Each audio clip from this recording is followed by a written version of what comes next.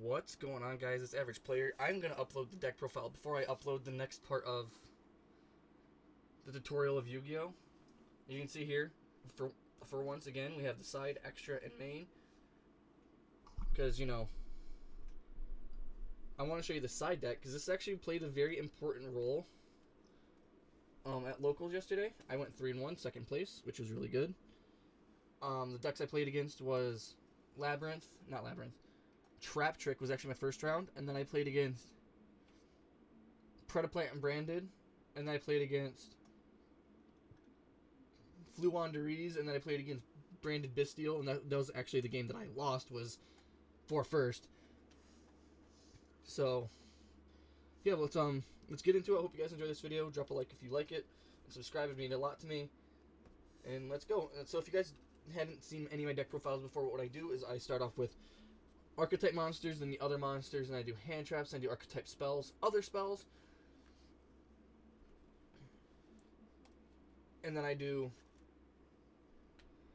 archetype traps, then traps, if that makes sense. So first off, we have 3 copies of Spright Blue, best card in the deck, honestly, super good. It's the main card in your deck. You always want to see this card. If you're either starting out this card, or it's in your hand. This card is insane. It's the best card in your deck. Well, one of. The best card in your deck is actually coming up in a little bit. Next, we only played 2 copies of Spright Jet. So, not much of my deck profile has changed. So, this is the post-ban list. Because, obviously, I'm not playing Elf. But we have 2 copies of Spright Jet here. And here's the one of the few things that did change. I now play 2 copies of Spright Red. Or I did beforehand, but these are the rarity bumps. Actually, that didn't change at all. Coming up is what changed. Okay, I'm just making sure. 2 copies of Spright Red. It's your monster negate. Jet's a searcher for a spell or trap, so no matter what, you always have a way to get in the blue. Alright, and now as for the 1-ofs, we play 1 Carrot, 1 Pixie. So Carrot's a spell or trap negate. I always keep one of these in red. I always keep at least one of them in. I always side in, or I always side out a red going into game 2 if I won game 1. So it allows me to play more like my nib, if you saw on other cards in my side deck, which I'll show you. Pixie's good. I never really take this card out because it actually does come up. It's a pseudo hand trap in the battle phase where you can just discard it and make your monster gain attack, so you can win a battle and make your monster survive for an extra turn, if that's what it takes at the end for your board to get broken. Now for the Nimble Engine, we play 2 Angler still. I don't think you have to play this at 3. I see some deck profiles you play this at 3. I don't think you have to. It's a good card at 2. If you draw one, that's fine. The other one can always be dumped to your deck later. Now, here's the one card I upped, was Beaver to 3.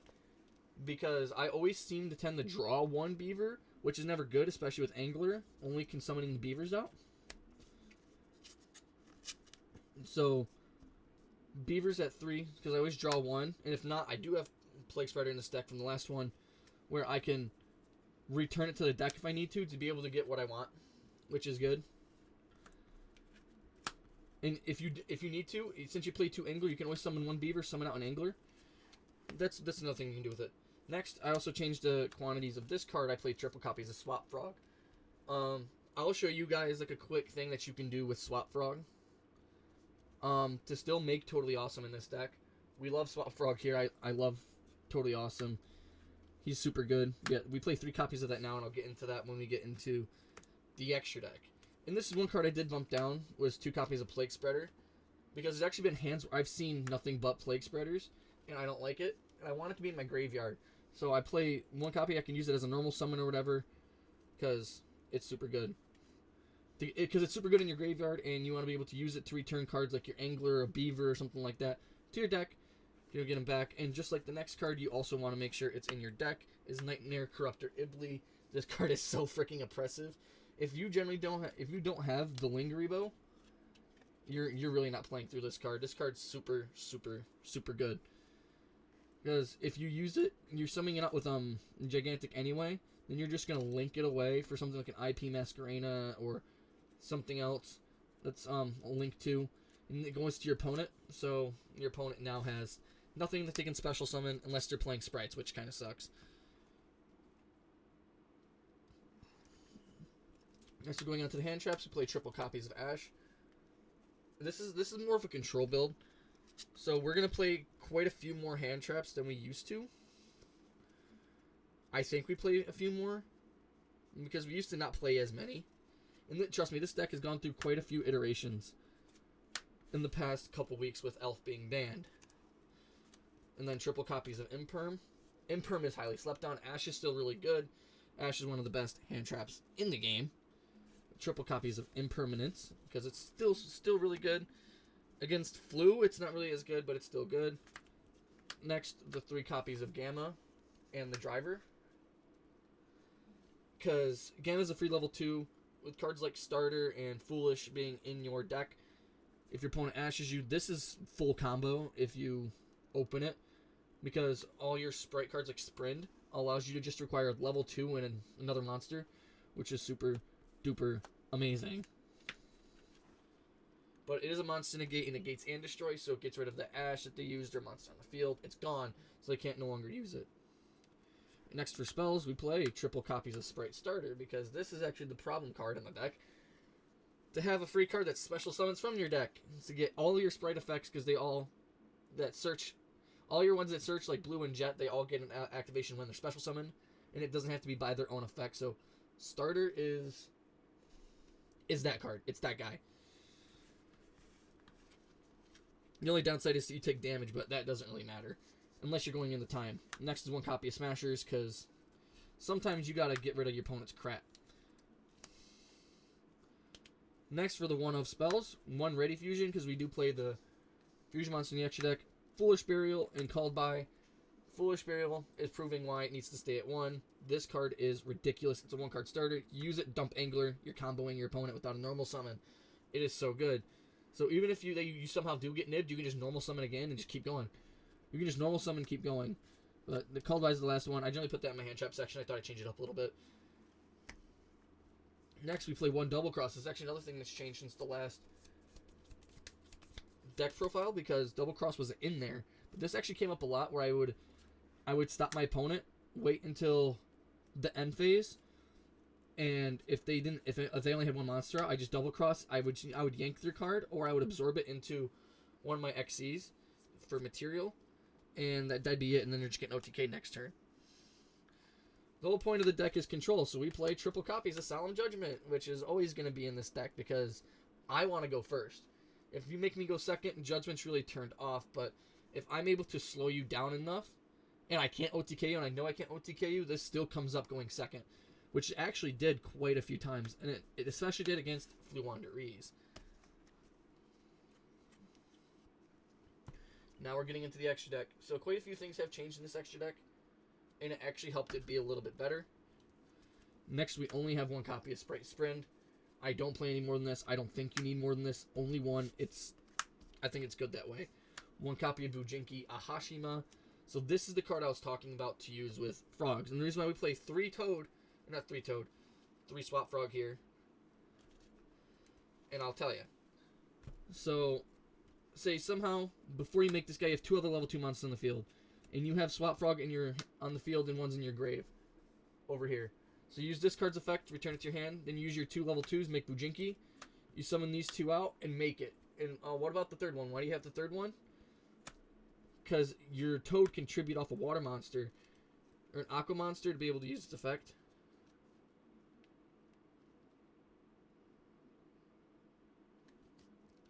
And it's not a hard or soft once per turn, it's just once per turn. So you can just tribute off an aqua, do it again. But you play 3 copies of Swap Frog because you want to see it more. Sorry, you play 3 copies of Swap Frog because you want to see it more. Not because of all that other stuff. You want to see it more. So you can make the Bujinki Ahashima can make your Toad. And then if you somehow have a way to get a Swap Frog back, like you banish it or whatever, and then you use Onibimaru, you can bring it back. But 1 copy of Bujinki Ahashima, this card is insane, especially if you're going second. I can't tell you how many times I've used this, not just to make Toad, but to make Gigantic Spright, summon it here, get a free spell or trap pop, which is clearing my way to victory. Alright, and then we're going to go for the ones that aren't, like, needs in the deck, but ones I play that are Link 2s. So 1 copy of IP, 1 copy of Psyframe Lord Lambda, and 1 copy of Dark Charmer Gloomy. IP, we all know IP does. Lambda is there, and actually for me, I kind of play mind games on my opponent. I put this in after the regional, not the regional, the local, because it wasn't really doing much for me. Because I took out BLS, because BLS wasn't doing much for me, so I put this in. And I'm like, every time I've made this card, made it be in when I played it in Salamangreats, when I played it in Dinos, my opponents always made sure that they got rid of this card first. And that would open up me to an even bigger game state. Because even if I did or did not have Gamma, they'd always make sure to have to use a resource that's either monster or some type of negate to get rid of this card or turn its effects off. It's a really good mind game that I like to play. So that's basically all it's for. And then the Dark, there's a lot of Dark decks running around here. I used this against Brandon multiple times and took someone's Mirror Jade out of their graveyard and just basically beat him with their own Mirror Jade. It was great. Next, one link for Mekk-Knight Crusadia Avermax, because this card is ridiculously good. That's our IP guy. I made him once. It was against... Actually, I didn't make him at the locals. I never really make this guy at all, but he's always there just in case I have to.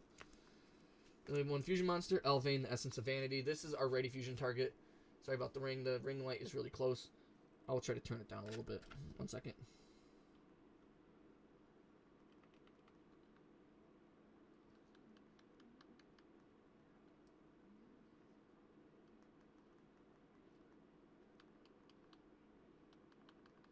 Turning it down, trying to. Oh, this one.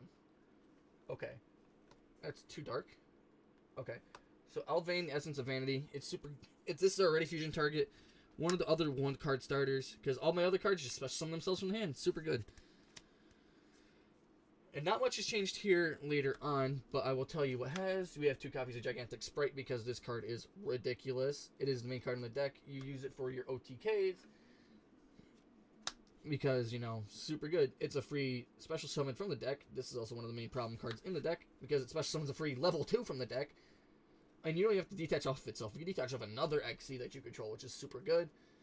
And you can use a link to make it, and it gains double the attack. And obviously use the next card I'm going to show you. Cat Shark, to make it go from now 32 to 64 to double its attack. Cat Shark is ridiculous.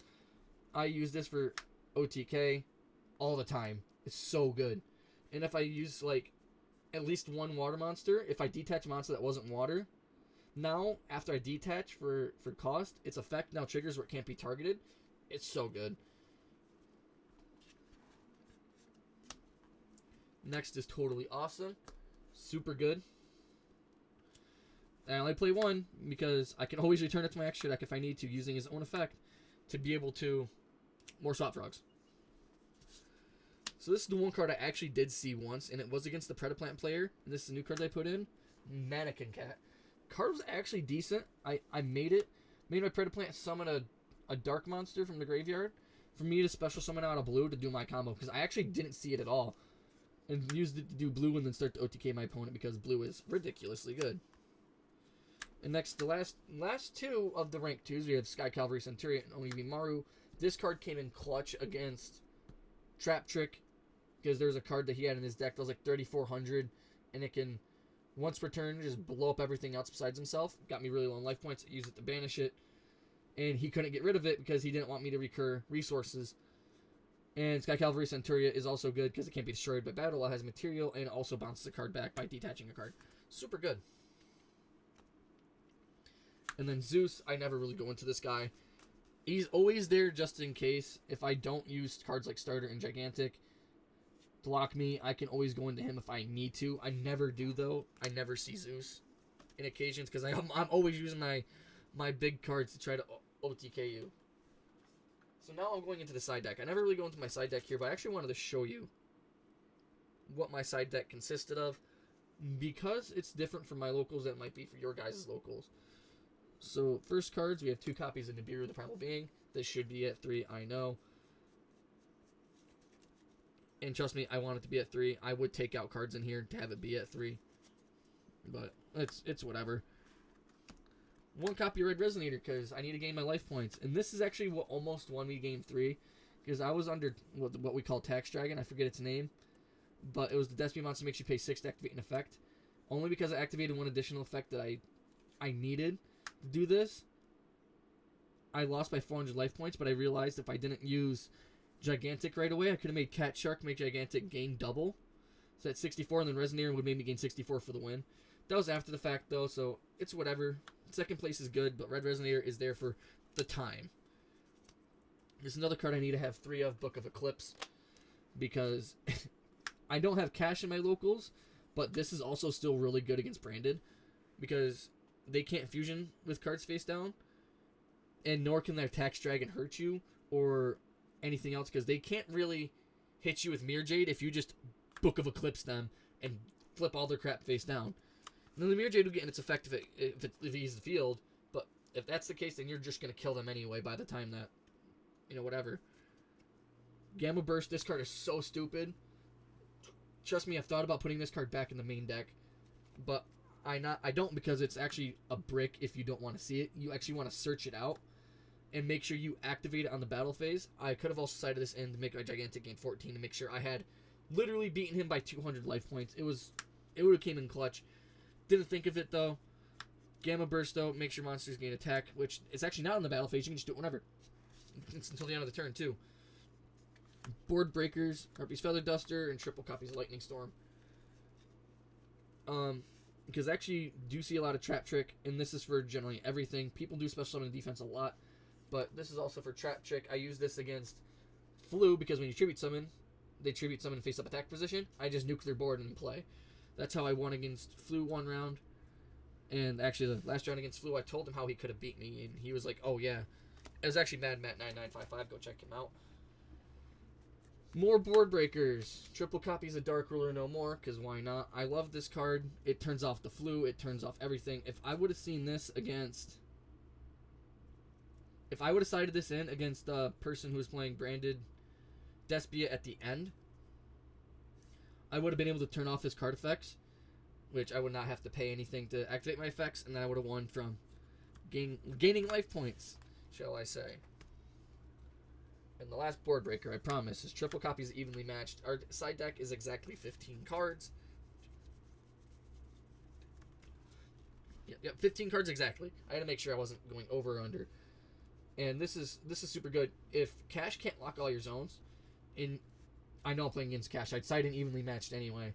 Or Dark Ruler, or Book of Eclipse, or Nibiru, whatever. Because I generally just keep all my hand traps the same against them. Because an Imperm would just shut off their zone lock for the rest of the turn, which is super good. But evenly matched will also clear them out. It's super good. And ironically, actually, my whole side deck is based off of Cash. Like, there's that, there's that, there's that, and there's that. That's all for, ironically, Cash. So you beat Cashier with those cards, ironically. So, I actually wasn't trying for that. But anyway, I hope you guys enjoyed the deck profile. If I will upload a combo tutorial some other time.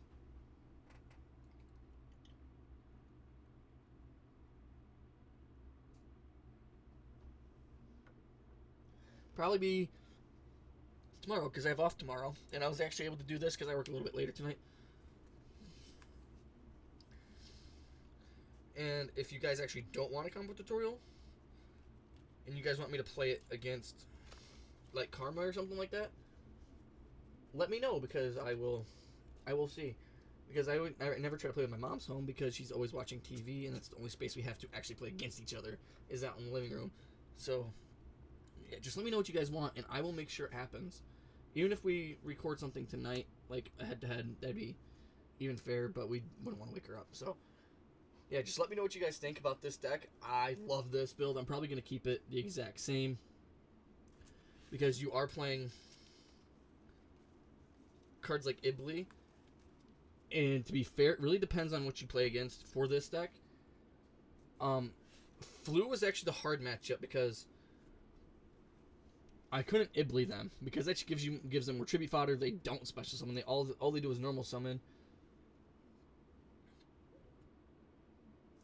I couldn't use it against Trap. I could use Ibli against Trap Tricks, but they have a natural out where they just normal summon and then link it away for their link to Trap Trick. So that's why it's kind of hard there. And Ibly generally comes out game 2. That's why I have the Toad package in there. Because I will still sometimes make Toad when going into my plays. So sometimes it'll be Sprint, Bujinki, Gigantic, and Toad. And Toad's going to be there to negate whatever you have for me. Most of the time. Because if you're going to negate it, I probably want it. So, as Dave Nader says, hippity hoppity, your shit is now my property. Drop a like and sub. See you later.